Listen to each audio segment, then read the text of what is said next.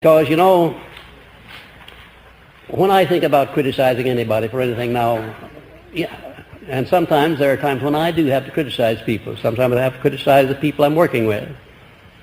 Some of them, not all of them. But always inside of me, maybe they don't hear it, but inside of me, when I find it necessary for me to express disapproval of anything anybody does, I always say inside of me, well, God pity us all. And but for the grace of God, I'd be the man that I'm over there criticizing. And maybe I've done things that 10 times as bad as the thing I'm criticizing him for. In other words, I try to maintain that sense of humility in my heart, regardless of what happens to me that's unpleasant, and regardless of how, the more successful I become, the more I observe this feeling of humility of the heart, recognizing that after all, whatever success I have is due entirely to the friendly, marvelous love and affection and cooperation of other people. Because without that, I could never have spread myself over the world the way I have. I could never have benefited the people that I have. I could never have grown the way I have grown had it not been for the love and the affection and the marvelous, friendly cooperation of other people.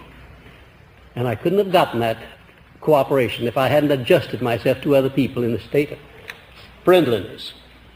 Last but not least, personal magnetism. That has reference to the sex emotion, of course. An inborn trait, and the only one of the traits of personality which cannot be cultivated, but it can be controlled and directed to beneficial usages. As a matter of fact,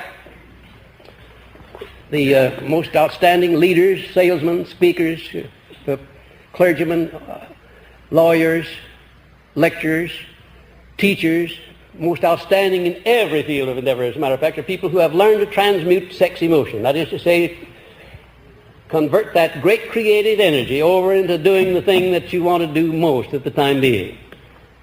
And that word transmute is something to conjure with, something to look up in the dictionary until you make sure you understand what it means. Now, you've got a lot of thinking to do about this, and you're going to make discoveries about yourself. You're going to find out that when you really come down to answering these questions and giving yourself a rating, that you have certain weaknesses that you didn't know you had, and that you have certain strengths and certain good qualities that you perhaps had undervalued. Let's find out about ourselves to see just where we stand, what it is that makes us tick, why people like us, why people dislike us.